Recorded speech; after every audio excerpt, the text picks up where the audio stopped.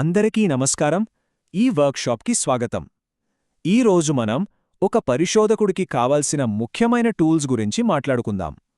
అందులోనూ sampling, data collection లాంటి కీలకమైన విషయాలతో మొదలుపెడదాం. ఇది రీసెర్చ్ స్కిల్స్ పెంచుకోవడానికి ఒక మంచి గైడ్లా ఉపయోగపడుతుంది. సరే, రీసెర్చ్ చేసేటప్పుడు మన ముందు నిలబడే మొదటి అతిపెద్ద ప్రశ్న ఏంటంటే, ఒక మొత్తం జనాభాని మనం ఎలా స్టడీ చేయగలం? అంటే అందర్నీ కలవడం అసాధ్యం కదా. ఇది కేవలం లాజిస్టిక్స్ సమస్య మాత్రమే కాదు, మన రీసెర్చ్ ఎంత నిజాయితీగా, ఎంత నమ్మదగినదిగా ఉంటుందనేది దీనిపైనే ఆధారపడి ఉంటుంది. అయితే దీనికొక అద్భుతమైన పరిష్కారముంది. అదే శాంప్లింగ్. రీసెర్చ్లో ఇది చాలా పవర్ఫుల్ టెక్నిక్ అన్నమాట. అంటే ప్రతి ఒక్కరి దగ్గరికి వెళ్లాల్సిన పని లేకుండానే ఆ మొత్తం గ్రూప్ గురించి మనం లోతుగా తెలుసుకోవచ్చు. సో శాంప్లింగ్ అంటే కేవలం టైం, డబ్బు ఆదా చేయడం మాత్రమే కాదు. ఇది మన మొత్తం రీసెర్చ్కి ఒక పునాది లాంటిది. మనం సరైన శాంప్లింగ్ పద్ధతిని ఎంచుకుంటేనే మనకొచ్చే రిజల్ట్స్కే ఒక విలువ, ఒక నమ్మకం ఉంటాయి. సరే, ఇప్పుడు అసలు విషయంలోకి వెళ్దాం. శాంప్లింగ్ స్ట్రాటజీల గురించి.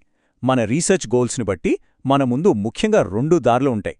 మనం ఏ దారి ఎంచుకుంటామనేది మన స్టడీ ఫలితాలను చాలా వరకు ప్రభావితం చేస్తుంది. సో ఇది చాలా కీలకమైన నిర్ణయం.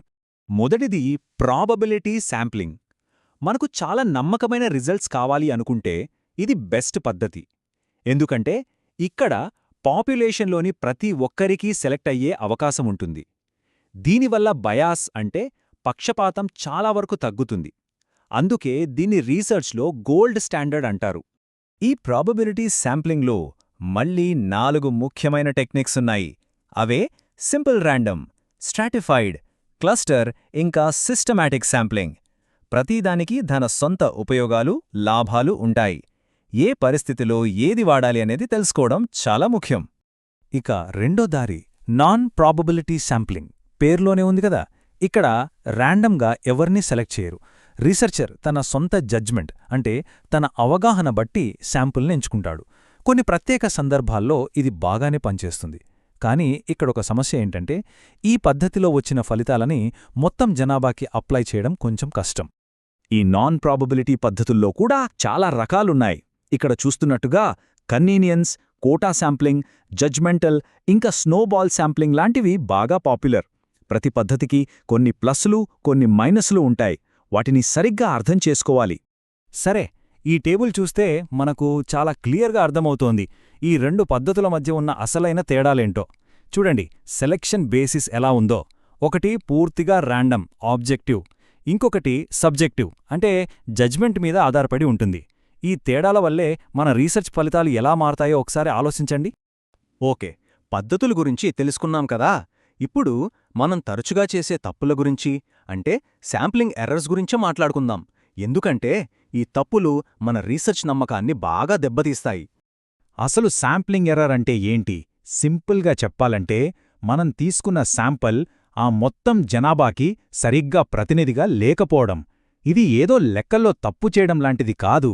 ఇది మన రీసెర్చ్ పునాదినే ప్రశ్నించే ఒక పెద్ద సమస్య. మరి ఈ ఎర్రర్స్కి కారణమేంటి? ముఖ్యంగా మనం శాంపుల్ డిజైన్ను సరిగ్గా ప్లాన్ చేసుకోపోవడం. దీనివల్ల మనం తీసుకున్న శాంపుల్కి అసలు పాపులేషన్కి సంబంధం ఉండదు. అందుకే ప్లానింగ్ చాలా ముఖ్యం. మన శాంపుల్ సైజ్ కూడా సరిపడా పెద్దదిగా ఉండేలా చూసుకోవాలి. ఓకే, మనం పర్ఫెక్ట్ శాంపుల్ని సెలెక్ట్ చేసుకున్నామని అనుకుందాం. నెక్స్ట్ ఏంటి? ఇక అసలు పని, డేటా కలెక్షన్.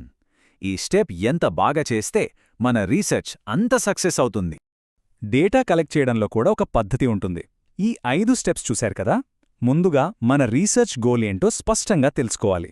దానికి తగ్గట్టుగా శాంపిల్ ఎంచుకోవాలి. ఆ తర్వాత డేటా సేకరించి దాన్ని జాగ్రత్తగా స్టోర్ చేసి చివరగా యానలైజ్ చేయాలి. ఈ ప్రాసెస్ని ఫాలో అయితే మన దగ్గరున్న డేటా కరెక్ట్గా, సేఫ్గా ఉంటుంది.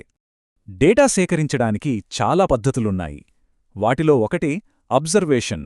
అంటే మనం కొన్ని సంఘటనలను లేదా ప్రవర్తనలను సిస్టమాటిక్గా గమనించి నోట్ చేసుకోవడం. ఇది కాకుండా మనకు సర్వేలు, ఇంటర్వ్యూలు, ఎక్స్పెరిమెంట్స్ లాంటి చాలా ఆప్షన్స్ ఉన్నాయి. మన రీసెర్చ్ క్వశ్చన్కి ఏది బెస్ట్ సూట్ అవుతుందో మనం నిర్ణయించుకోవాలి. సరే, ఈ వర్క్షాప్ ముగించే ముందు కొన్ని అడ్వాన్స్డ్ ఎనాలిసిస్ టూల్స్ గురించి క్లుప్తంగా చూద్దాం. మన రీసెర్చ్ టూల్ కిట్ను ఇంకాస్త పెద్దది చేసుకుందాం. ఇవి మన రీసెర్చ్ను నెక్స్ట్ లెవెల్కి తీసుకెళ్లడానికి చాలా హెల్ప్ చేస్తాయి. మొదటిది మెటా అనాలిసిస్.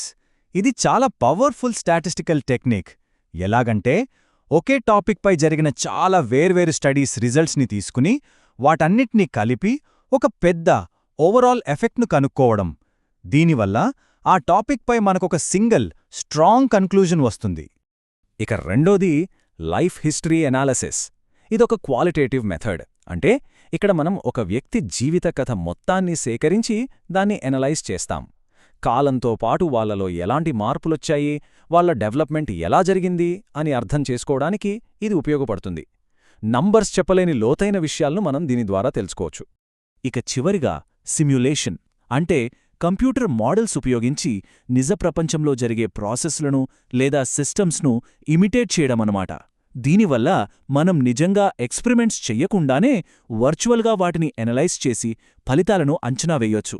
ఒకవేళ ఇలా చేస్తే ఏమవుతుంది అనే ప్రశ్నలకు సమాధానాలు తెలుసుకోవడానికి ఇది ఒక అద్భుతమైన మార్గం. సో ఈ ప్రాథమిక అంశాలతో మన రీసెర్చ్ టూల్ కిట్ ఇప్పుడు సిద్ధం. ఇక వీటిని ఆచరణలో పెట్టి కొత్త జ్ఞానాన్ని వెలికితీయడమే తర్వాతి అడుగు. మరి ఇంకేం కనుక్కుంటారు?